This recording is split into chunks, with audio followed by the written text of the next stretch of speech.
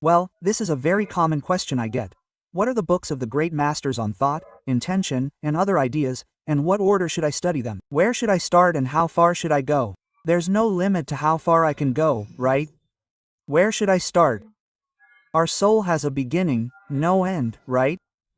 So, the soul will continue to move from one place to another, but it's a hadith, meaning it has a beginning. So, think about the beginning, not the end, and where to stop. There's no stopping anywhere, just keep going. Where should I start? The advice I generally give to the secondary schools is to start with the works of Hazrat Tanvi Qudus Azaz and keep Al-Intibahaat Mufeedah in mind.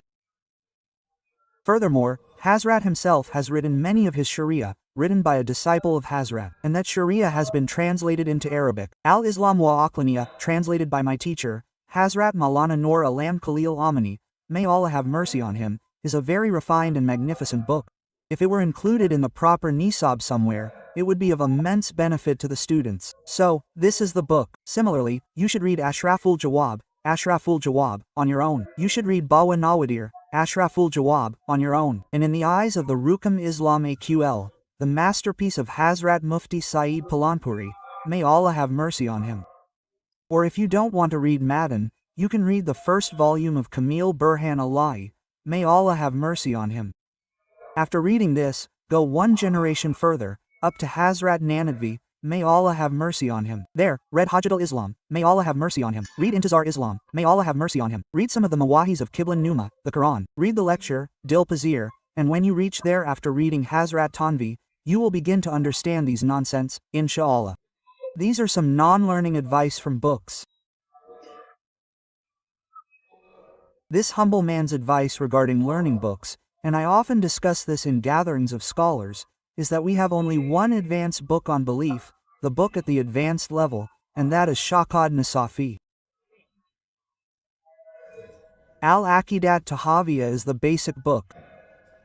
By reading Al-Aqeedah Al-Tahawiyah, you will understand what belief is. What are the things in which to believe?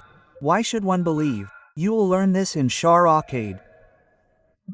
Now, this very thing has become common in many madrasas regarding belief. I went to South Africa and discussed this topic with Mufti Shabir Sahib, Saluji Damat Barakat, at Darul Zakaria. I asked him where Sharikad begins in your school.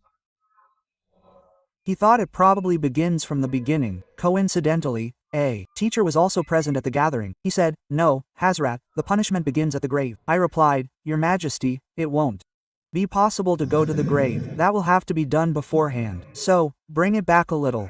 Quote, similarly, in madrasas like Darul Deoband, Mazahir, and other major madrasas, it is taught from the beginning. So, if the same order is maintained, I say that it's fine even if the part on the punishment of the grave is not taught. However, the initial part is essential until the end of the issue of Sifat. And if the book is completed, what can I say? Read it with the intention of understanding it. You should understand it, not just for the sake of an exam, but with the intention of reading it again. Because you won't fully master its meanings by reading it once. You will read it again and again, and then again and again, at your own pace. But the first time, under the supervision of a teacher, you should proceed with the halal-i-ibar, and never consider this book difficult, just because it isn't.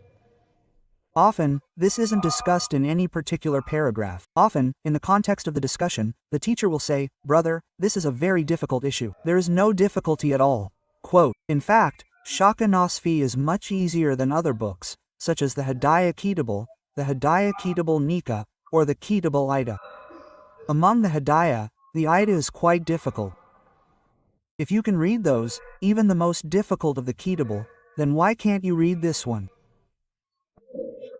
So read it from beginning to end and forget that it's difficult. This is an easy book. Not like some easy books meant to be read lying down. It's meant to be read while sitting.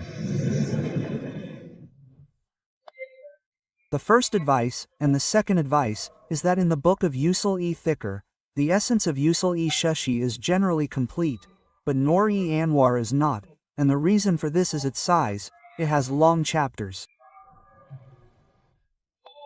So, I usually tell my students that if we've taught them the entirety of Usul-e-Shashi, then we'll start Nur-e-Anwar with chapter Sun. So, we've covered the entirety of chapter Sun, chapter Ma, and chapter Qiyas. You only have as much time as you have. After that, whatever time remains, let it be as long as the rest of the book, but according to the book, we've covered the entirety of Usul-e-Shashi. So, if anything remains, it's not a long one, they've already covered it all. But if we teach the Kitabullah again in Norwa, we won't be able to progress beyond the Kitabullah, and a student won't even know what the discussions are about in Babu Sunnah, Babuma, and Babu Qiyas until they finish. Many of the Mawahis in Babu Yas are of such a nature that they will benefit you in this field tomorrow. Many of these Mawahis are of great importance. Although they ostensibly relate to fiqh, they are actually related to the complete Sharia and the entire Islamic thought. So, if you read these books with this intention, then, inshallah, you will benefit greatly.